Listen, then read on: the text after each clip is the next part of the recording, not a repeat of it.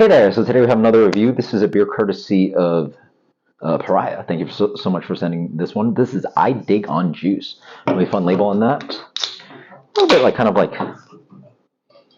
know. I feel like indie video games sort of have this little vibe these days. A little bit cutesy cutesy. Not reading the label, just checking out the beer. Let's see this guy. Hazy hazy. Beer is wonderful kind of like a white straw to gold color. Wonderful white head on that. On the nose. Very familiar. I feel like the Pariah beers generally have this kind of aroma, at least the hazy ones. Like there's this kind of just saturated, hoppy, citra, green, hop character. There's maybe a little bit of this kind of like melon character that might be from their House E strain. Something is pulling through this like thread line that I get in a lot of the hazy IPAs from Pariah. Pretty nice, pretty aromatic. Melon, stone fruit, citrus. Get a little bit more specific, a little bit more cantaloupe, maybe probably mosaic is in here. Light orange character, not super ripe. A little bit of maybe like even stone fruit might even go pluot, which is like a green plum kind of thing going on. Like it's not quite ripe, like apricot or peach. Cheers. Smells great. Excuse me. Okay. Not a big bombastic beer in the sense of like thick, creamy, which I like. High drinkability on it. Wow. It really dries away quite nicely.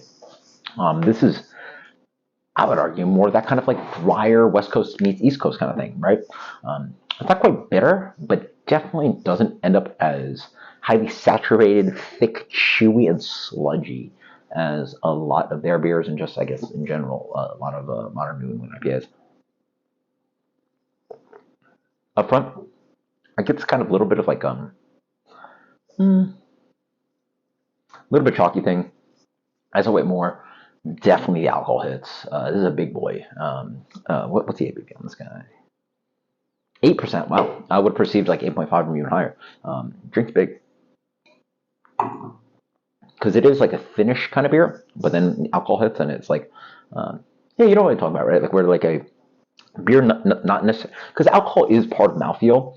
Crazy enough, you think like, because alcohol is like, think about this. If you take a shot of liquor, you wouldn't think of that as a full experience and it's just burning on the way down. But actually, the sensation of how alcohol works in wine and beer is actually something that actually can enhance mouthfeel, right? Like you think about a beer that's like 4% versus something that's 9%.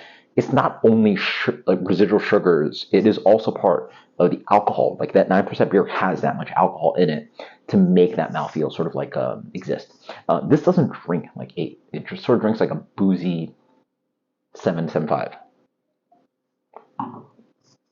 In general, follows the nose. It has a ripe melon character, very cantaloupe, a little bit of orange. I get a little bit of this kind of like kiwi fruit. This beer ends up, again, I think of color spectrums. I always talk about color spectrums. It's always easier to connect flavors to larger groups and then go specifically, you pare it down. So when I drink this, I think yellow, green. Sometimes you go think purple, you're going to go like, grapes and all that kind of crazy stuff. You can go think orange or ripe, right? This is not a very ripe beer. This is more green. So you can go unripened, but I'm thinking more like cantaloupe, kiwi, light citrus fruits, right? Lime, yeah.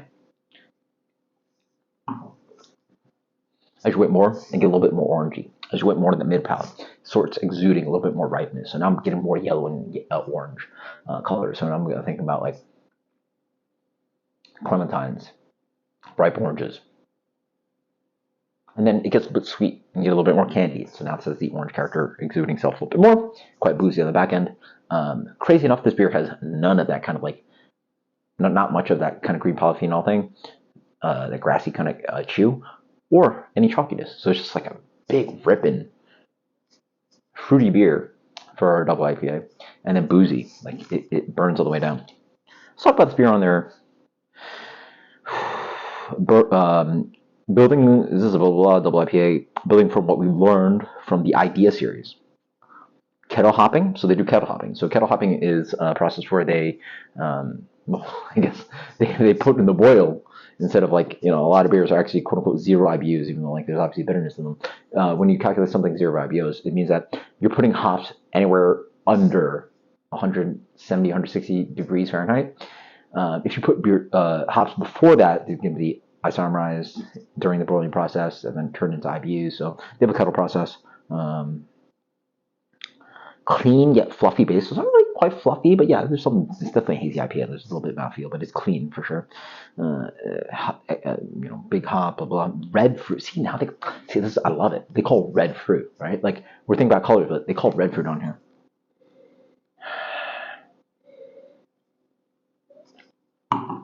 So when I think red fruit, yeah, see, this sort of makes sense. I don't call red fruits on hazy IPAs because, like, generally there's not hops, but I can see it, right? When you think red fruit, I think cherries, raspberries.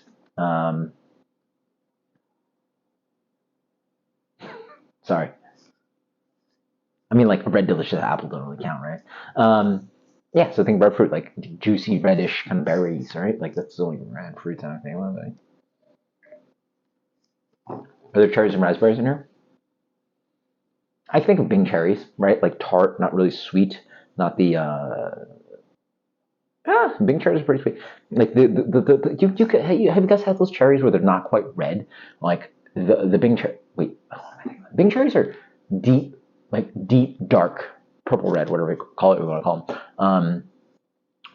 I'm talking about the ones that are like a little bit crunchy, right? The cherries are a little bit crunchy, and you get that here, right? A little bit more like palm fruit, a little bit more like apple, but crunchy. They almost look like apples, but like they're cherries.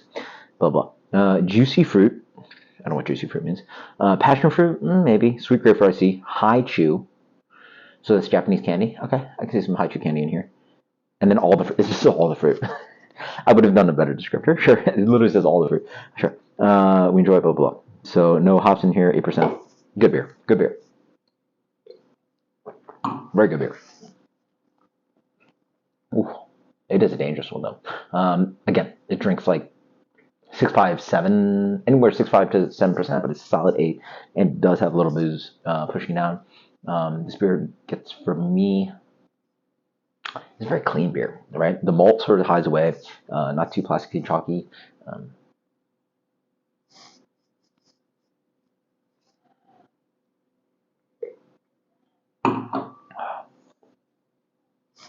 Solid rating. I'm going to give this a solid 92. Cool, 92. I dig on juice. Until next time, guys. Cheers later.